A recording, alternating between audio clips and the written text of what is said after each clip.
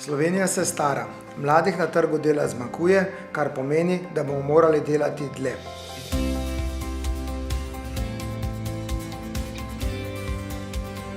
Cene Štupar je v letu 2016 pridobil projekt Pridobivanje temeljnih in poklicnih kompetenc. Sam projekt financira Evropski socialni sklad in Ministrstvo za izobraževanje, znanost in šport, kar pomeni, da je tako za udeležence kot za podjetja brezplačen.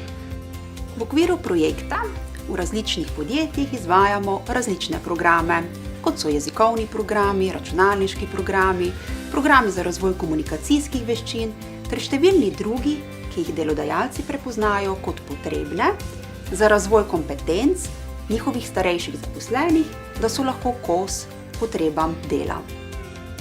Dogaja se nam še ena velika sprememba. Živimo v 4. industrijski revoluciji, ki od zaposlenih zahteva dodatna znanja, dodatne sposobnosti, dodatne spretnosti.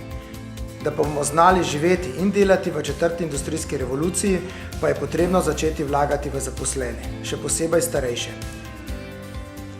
Tako smo se povezali tudi z javnim ljubljanskim potniškim prometom LPP-jem, kjer so za voznike vozil na električni pogon, tako imenovanega kavalirja, prepoznali potrebo po izobraževanju italijanskega jezika.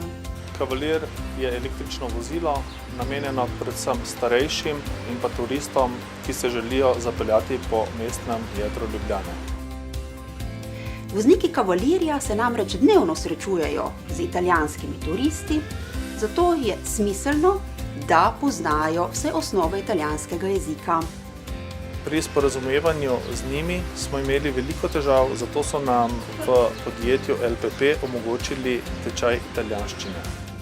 Ciljna skupina je prepoznana kot ranljiva iz razloga, ker bo morali delati dlje in drugače kot sedaj.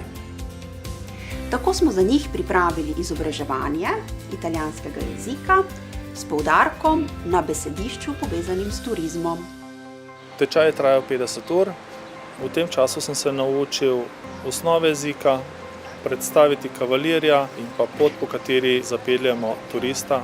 Tako v osrednjoslovenski regiji obstajata dva konzorcija, ki nudita brezplačna izobraževanja in usposabljanja.